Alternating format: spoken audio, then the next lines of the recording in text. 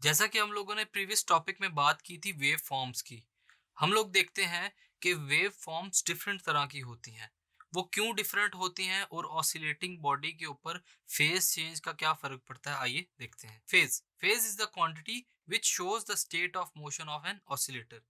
एक ऑसिलेटर की state of motion को शो करता है, जिसको हम लोग क्या कहते हैं, phase. In circular motion we studied the displacement of projection of the body moving in circle executing simple harmonic motion on the diameter of the circle as given by x is equal to x naught cos of theta। कि जब circular motion के अंदर body simple harmonic motion करती है along the radius, तब उसकी जो displacement होगी हमारे पास वो क्या होगी, x is equal to x naught cos of theta. वो वहां हम लोग थीटा की जगह क्या पुट करते हैं students, x naught cos of omega t, where x is instantaneous displacement, x naught is maximum displacement. Omega is the angular velocity, its graphical representation.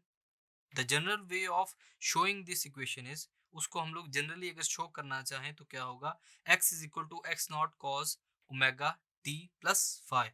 यहाँ फाइव हमारे पास क्या है, उस सर्कुलेटिंग बॉडी का phase, where theta is equal to omega t plus five is the phase angle.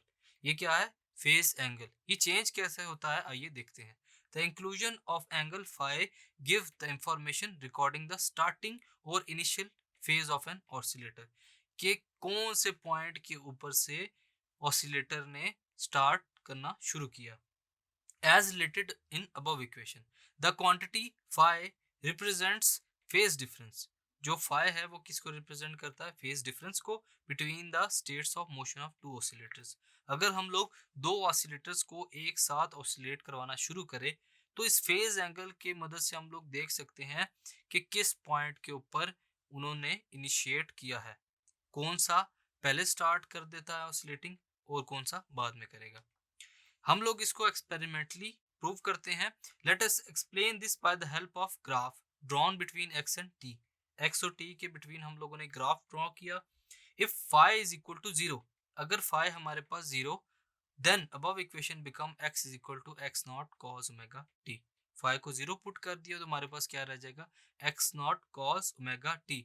आप देख सकते हैं कि यहाँ पर जो फेस स्टार्टिंग पॉइंट है वो क्या है आपके पास, अपवर्ड साइड पर। Then putting different values of t, हम लोग अगर टी की डिफरेंट वैल्यूज को पुट करें, जैसे कि 0, t by 4, t by 2, 3, t by 2 वगैरह वगैरह, तो क्या होगा हमारे पास, वैल्यूज वेरी करेंगी। We get a graph shown in five is equal to 90 degree. जैसे हम लोगों ने पहले फाइव को जीरो पुट किया था, अब हम लोग इस ग्राफ में क्या कर रहे हैं, five is equal to 90 degree. Then from above equation को देखते हुए x is equal to x not cos omega t plus 90 degree, क्या होगा हमारे पास, यहाँ पर जो नेगेटिव फेज है आपके जो ग्राफ शो हो रहा है उसके डाउनवर्ड पॉइंट से क्या हो रही है, फेज स्टार्ट हो रही है, यानी कि जो वेव है वो नीचे से स्टार्ट होगी, जैसा five is equal to zero में ऊपर से स्टार्ट हुई थी। Similarly if five is equal to 180 degree, then putting different values of t using equation we get the curve. अगर हम लोग five is equal to 180 degree put करें तो हमें पूरा एक कर्व मिलेगा, जो कि आपकी डायग्राम में शो हो रहा है। कंपेयरिंग द फिगर्स, अगर हम लोग इन फिगर्स को कंपेयरिंग करें, we see that the displacement of the oscillation reaches position maximum value x naught, के जो डिस्प्लेसमेंट है ऑसिलेशन की वो मैक्सिमम वैल्यू तक अप्रोच करेगी, whereas at the same instant the other oscillation reaches a negative maximum value.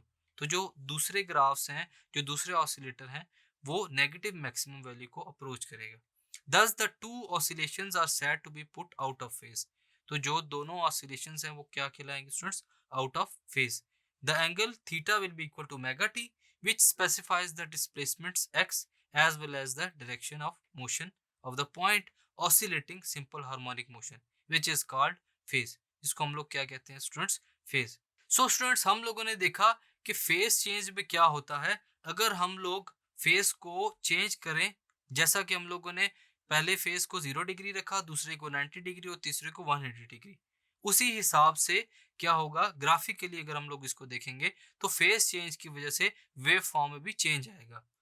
कहीं पर positive change है और कहीं पर नेगेटिव वेव फॉर्म है, कहीं पर हाफ वेव होगी और कहीं पर फुल कर्व्ड वेव होगी। ये है वो फेज चेंज जिसकी मदद से देखा जाता है कि किसी भी ऑसिलेटिंग बॉडी की स्टेट ऑफ मोशन क्या है, और इस वेव फॉर्म से हम लोग डिफरेंट कर्व्स को डिफाइन कर सकते हैं। Thank you.